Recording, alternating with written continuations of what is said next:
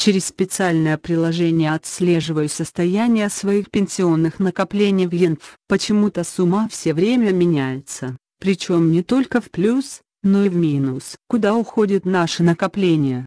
В выписке вы видите сумму пенсионных накоплений, которая включает в себя пенсионные взносы и инвестиционный доход. Поступающие на индивидуальный пенсионный счет взносы не просто хранятся, а инвестируются доверительным управляющим пенсионными активами, Нацбанком РК в различные финансовые инструменты. Вы видите ежедневные изменения суммы накоплений, потому что она пересчитывается и переоценивается ежедневно в соответствии с результатами инвестирования пенсионных активов. Инвестдоход – величина непостоянная и может быть как положительной, так и отрицательной в краткосрочном периоде. Средства вкладчиков ЕНФ с целью минимизации рисков диверсифицируются по видам, направлениям инвестирования, в том числе по валютам. К примеру, в настоящее время около 2/3 инвестиций номинированы в тенге и около 1/3 в иностранной валюте. Большая часть последних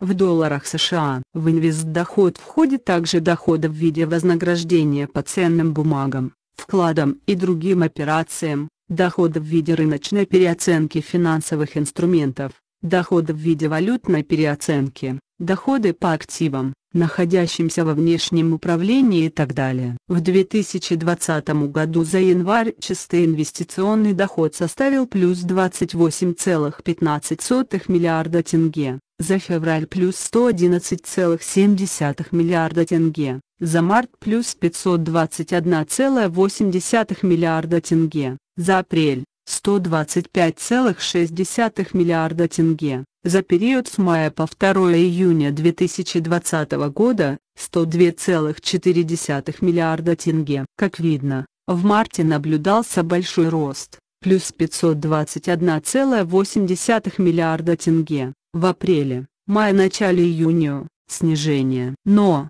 несмотря на это, общая его сумма за период января по 2 июня 2020 года остается положительной, плюс 433,6 миллиарда тенге. Почему именно март в этом году стал настолько прибыльным? Тогда произошло укрепление курса доллара США по отношению к тенге с 381 до 448 тенге за $1 США. Положительная валютная переоценка пенсионных активов, размещенных в валютные инструменты, повлияло на существенное увеличение чистого инвестдохода по пенсионным активам. В апреле же, наоборот, произошло укрепление курса тенге по отношению к доллару США с 448 тенге до 424 тенге. Тенденция укрепления нацвалюты продолжилась и в мае 2020 года. Курс тенге поднялся до 411 за доллар США. Первые дни июня также характеризуются ростом курса национальной валюты до 402 тенге за $1 США. Соответственно, сложилась отрицательная переоценка пенсионных активов, размещенных в валютные инструменты, что повлияло на снижение инвестдохода. Пенсионные накопления – это долгосрочные инвестиции, и анализировать размер инвестдохода целесообразно за период не менее 1 года.